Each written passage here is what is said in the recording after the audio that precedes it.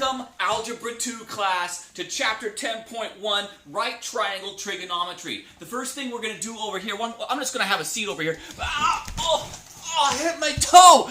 Oh, my toe! Oh, I need some ice water to save my toe. Oh, boy, I got to SOH-CAH-TOA. Oh, that feels so much better.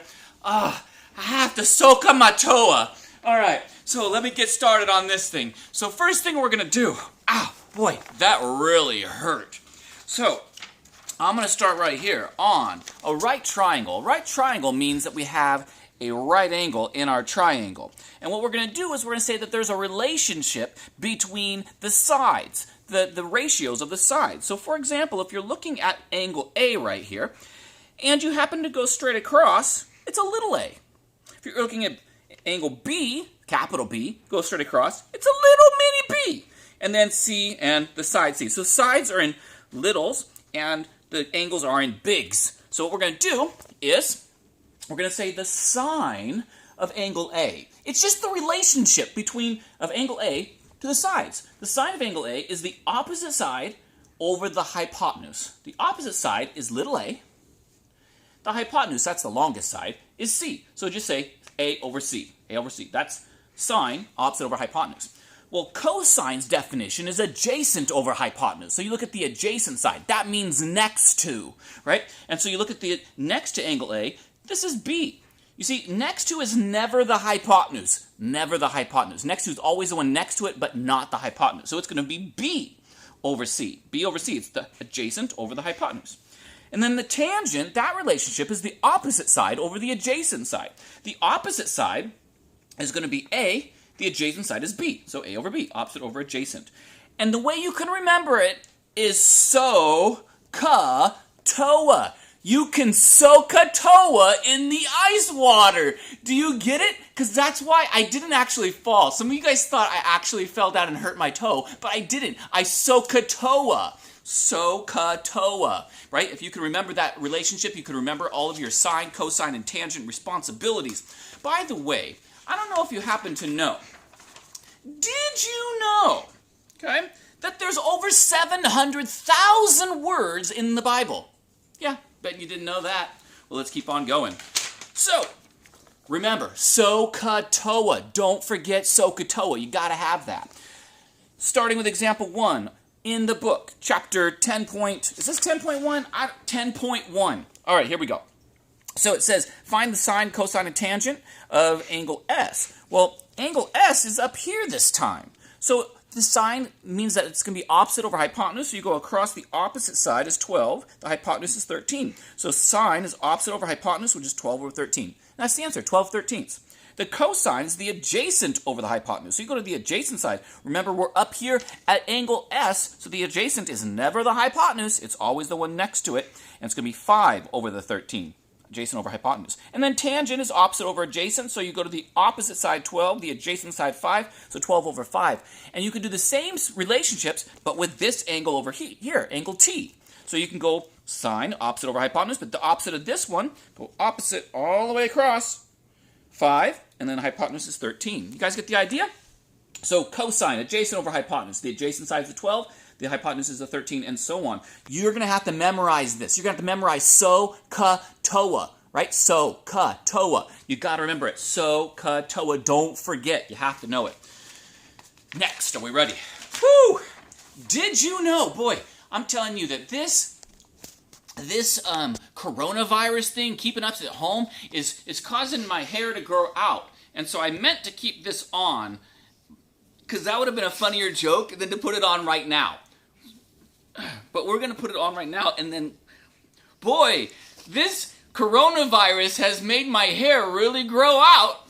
Okay, by the way, did you know that Reno is further west than Los Angeles? Bet you didn't know that one. That's kind of crazy. Go look at it. It's true. Here we go. This is a triangle. Okay? This triangle, ABC, if I ask you the cosecant, well, what in the world is cosecant? Right? Cosecant is just the same thing as sine, but flipped it over. Right? Secant is the same thing as cosine flipped over, And cotangent is the same thing as the tangent flipped over. So if I ask you to find the cosecant, you're going to just flip over your answer for sine, put 1 over it, you're going to flip it over. And so if the cosecant is 1 over sine, that's just the same thing as doing hypotenuse over the opposite instead of opposite over hypotenuse. Okay? And so we're going to keep the same thing up. Secant, oh, by the way, don't say sin. We don't like sin. Sin's bad. It's always pronounced sine. Even though it says sin, we're going to call it sine. And that's always going to be cosine. That's always going to be tangent. So let's just use cotangent as an example. Cotangent, you're just going to find the answer for tangent and then flip it. So if the answer for tangent was opposite over adjacent, then you're going to do adjacent over opposite for cotangent. It's the opposite of that. Okay? All right, let's keep it going. We're doing a good job. Did you know that wombats poop squares? Yeah, they're like squares. That's not going to feel good. Okay, keep it going. Next, example number 2. Example number 2, page 433. You guys with me? They're giving you a triangle. We have to find the third side. You're going to use Pythagorean theorem. That's a squared plus b squared equals c squared. And when you do that, a squared plus b squared equals c squared, you're going to get that. That's the square root of 3 right there. Okay, so you can trust me on that. I did it for you. That's the square root of 3. So then what's the sine of angle H? Go to angle H. Sine is defined as opposite over hypotenuse. So you're going to go to the opposite, root 3, over the hypotenuse, 2. Hypotenuse is always the longest side. It's always across from the square root sign. Just go straight across from the square root sign. That's the hypotenuse. And that's a legitimate answer. But if I said I want you to find the cosecant, which is the flip of the sine, then you're just going to flip. Instead of square root of 3 over 2, you flip it. 2 over the square root of 3. Like that. But you can't have the square root of 3 on the denominator because you're not allowed to have square roots on the denominator. It's one of those rules. So you're going to have to multiply by a square root of 3 over square root of 3. That's called rationalizing the denominator because when you multiply by a square root of 3 on the denominator, you get square root of 9, and it just turns into a 3. And then on the top, 2 times the square root of 3 is 2 root 3. So this is a better answer than that. Even though that's true, it's just ugly math. We're going to have to fix that by rationalizing the denominator. Over here, cosine. Cosine's going to be adjacent over hypotenuse. Whew! I'm telling you, it's getting hot out here in the sun. I'm going to need to get me a cowboy hat. All right. Sorry. Whew! My lady. All right.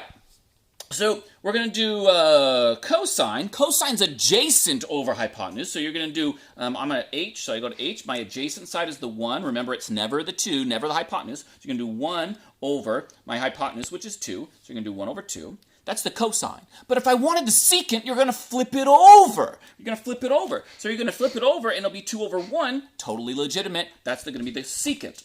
If I want to do the tangent, that's opposite over adjacent. So opposite over adjacent would be angle H, the opposite, and then the adjacent. So root 3 over 1. That's the opposite over adjacent. And then you're going to flip it over for the cotangent. But the cotangent's not allowed to have the square root of 3 on the denominator. So you got to rationalize it by multiplying by the square root of 3 over the square root of 3. And then you're going to end up getting that. On the denominator, it's the square root of 9. On the numerator, it's going to be the square root of 3. So make sure to rationalize you denominators? Your denominators, my bad. Okay, let's keep it going. Did you know that there's 25,000 courts? That's the same thing as like 2 full swimming pools, and that number is the amount of saliva, or spittle, if you may, that one produces in a lifetime. That if you were to spit your whole lifetime, you'd fill up 2 swimming pools. Yeah. Bet you didn't know that. Moving on to example number 3. Example number 3 says, if the tangent of alpha, that's a little alpha symbol, is equal to 0.6, that's the same thing as 3/5, like 6/10 reduced down to 3/5. If alpha, tangent of alpha is 3/5, what that's telling you is that opposite over adjacent, right? That the opposite side is 3, the adjacent side is 5. So if alpha's here, the opposite side is 3, the adjacent side is 5. So you use a little Pythagorean theorem to find your x, a squared plus b squared equals c squared, and you find out that that x value is the square root of 34.